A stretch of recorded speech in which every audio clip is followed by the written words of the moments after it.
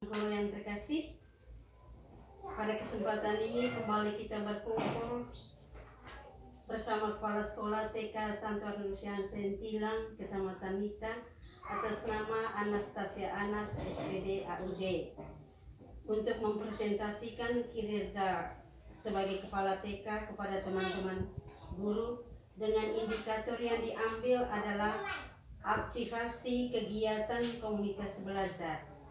Untuk mengawali kegiatan ini, marilah kita mengangkat hati kepada Tuhan. Saya meminta kesediaan Ibu Sil untuk menghantar kita dalam doa. Marilah kita berdoa. Dalam nama Bapa dan Putra dan Roh Kudus. Amin. Ya Tuhan Allah Bapa kita yang di surga, puji dan syukur kami aturkan kehadirat-Mu karena atas berkat dan bimbingan kami boleh disatukan kembali dalam pertemuan siang hari ini. Hari ini juga kami mau mendengarkan pembahasan tentang aktivasi kegiatan program dengan terang Roh Kudus-Mu ke atas makan masing-masing, sehingga kegiatan ini dapat berjalan dengan baik dan dapat kami laksanakan di hari-hari mendatang. Semua doa ini kami sampaikan kepadamu dengan perantaraan Kristus Tuhan kami. Amin. Dalam nama Bapa Dan Putra dan Roh Kudus. Amin. Teman-teman guru yang terkasih, sebagai insan yang beriman, patutlah kita bersyukur kepada Tuhan karena Dia yang memberi hidup dan kehidupan untuk kita sampai dengan saat ini. Teristimewa Tuhan memberikan kesempatan untuk mendengar presentasi dari Kepala Sekolah tentang kinerja sekolah dengan indikator aktivasi kegiatan komunitas belajar. Karena itu, untuk mendalami bahan ini, saya akan membawakan yang pertama tentang definisi kegiatan komunitas belajar.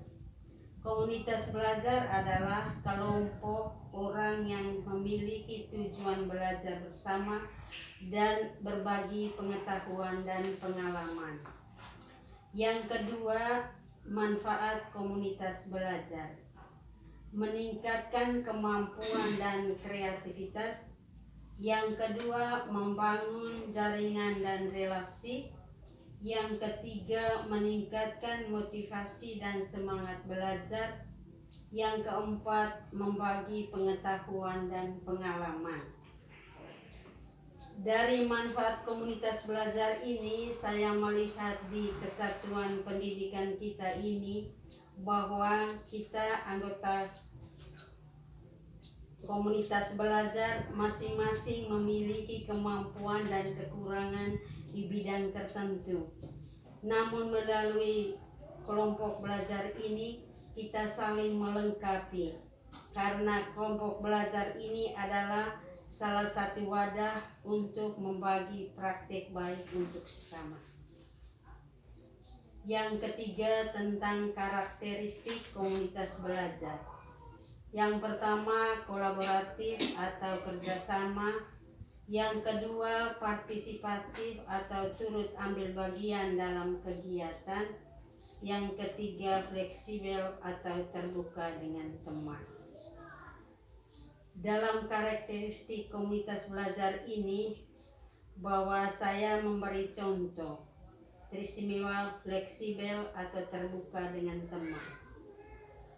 Sepertinya kalau seandainya saya sementara membuka laptop, kemudian tiba-tiba laptop itu berasa kelihatannya gelap, lalu tidak bisa untuk operasi selanjutnya. Jadi biasanya saya meminta teman guru, khususnya Ibu Yeni, sehingga untuk mengatasi kesulitan itu maka bisa tercapai. Itu yang dikatakan fleksibel atau terbuka dengan teman. Jadi meminta bantuan dengan teman yang sangat mampu dalam hal ini. Yang keempat, tentang aktivitas komunitas belajar. Yang pertama, diskusi. Diskusi ini membuat perangkat pembelajaran ataupun tentang disiplin dalam menyiapkan administrasi pembelajaran. Yang kedua, tentang latihan atau tentang administrasi perangkat pembelajaran entah tingkat gugus, tingkat PKG, ataupun mengikuti workshop lainnya. Yang ketiga, kerjasama dalam tim pembentukan komunitas belajar, membahas administrasi pembelajaran. Yang keempat, evaluasi dan umpan balik atau masukan dari teman-teman guru. Yang kelima, tentang langkah-langkah membangun komunitas belajar. Yang pertama, tentukan tujuan dan tema. Yang kedua, menentukan ketua dan anggota.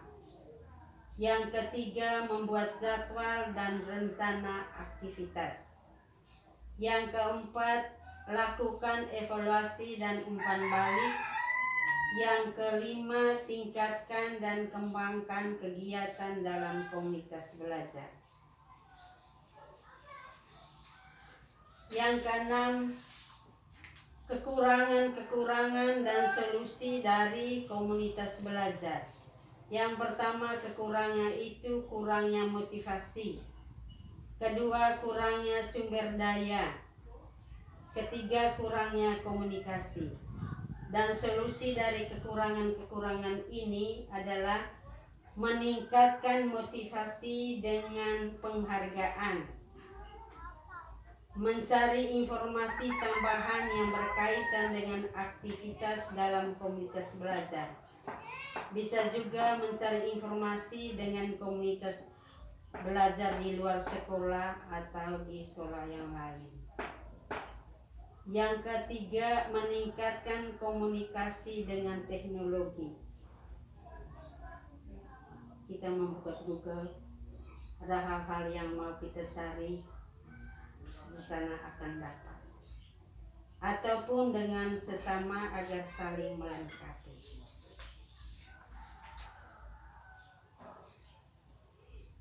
Teman-teman guru yang terkasih,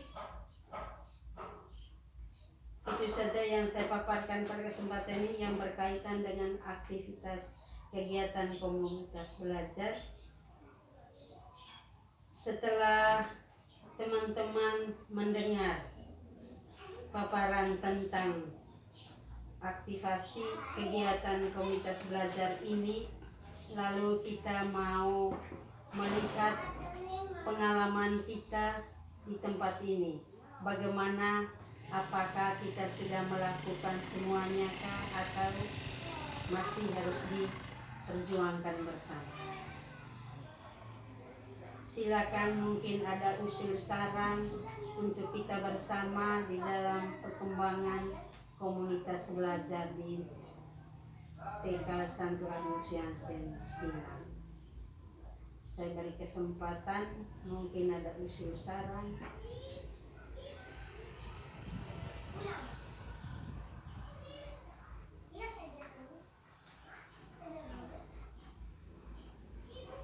Baik, dari saya,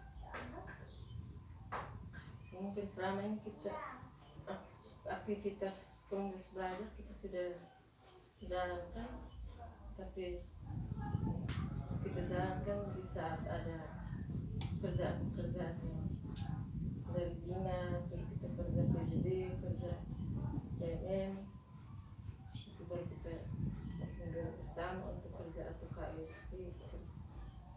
Mungkin kedepannya kita tentukan jadwal hari dengan kegiatan apa yang kita harus kerjakan pada saat komunitas belajar. Demikian dari saya.